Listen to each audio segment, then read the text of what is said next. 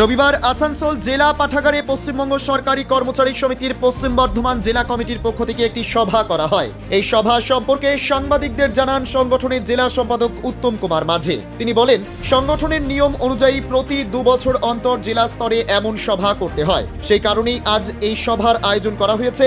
সভার বেশ কিছু গুরুত্বপূর্ণ সিদ্ধান্ত নেওয়া হয় সভায়। উত্তম কুমার মাঝি আরও জানান, আগামী 30শে জানুয়ারি থেকে 1 ফেব্রুয়ারি পর্যন্ত জলপাইগুড়িতে সংগঠনের রাজ্য সম্মেলন হবে।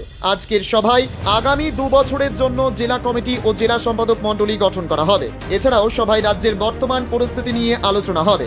নারীদের ওপর অত্যাচার বৃদ্ধি, কর্মসংস্থানের সুযোগ কমে যাওয়া এবং অস্থায়ী কর্মীর সংখ্যা বাড়ার মতো বিষয়গুলি নিয়ে আলোচনা করে সমাধানের পথ খোঁজা হবে বলে জানান তিনি।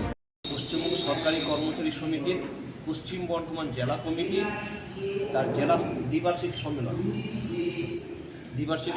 অনুষ্ঠিত হচ্ছে। আমাদের এই সম্মেলনটা 2 বছর পর হয় এবং পশ্চিমবঙ্গ সরকারের রাজ্য পরিবেশন কমিটির অন্তর্ভুক্ত যেসব সমিতি রয়েছে তার সর্ববৃহৎ যে সংগঠন সমিতি সেটা হচ্ছে আমাদের WBMOA অর্থাৎ পশ্চিমবঙ্গ সরকারি কর্মচারী সমিতি, ইংরেজিতে যাকে বলা হয় West Bengal ministerial officers association. সেই সমিতির দ্বিবার্ষিক সম্মেলন আজকে অনুষ্ঠিত হচ্ছে। তো কি সিদ্ধান্ত নেওয়া যাচ্ছে আপনাদের? আমাদের সিদ্ধান্ত হয়েছে, আমাদের যে উদ্বোধক আজকে উদ্বোধন রাজ্য পরিচালন কমিটির যিনি আছেন তিনি উদ্বোধন করেন।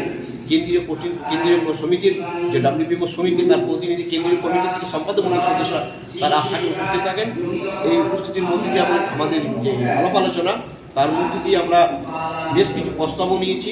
একটা হচ্ছে আমাদের সংবিধান যে সংশোধন করার প্রস্তাব নেওয়া হয়েছে। আর একটা প্রস্তাব হচ্ছে আমাদের রাজ্যে যে আইন শৃঙ্খলার অবনতি সহ নানা সর্বস্তরের দুর্নীতি এবং নারী নির্যাতনের মতো নারকীয় খুনের ঘটনা ঘটছে তার বিরুদ্ধে একটা প্রস্তাব আছে।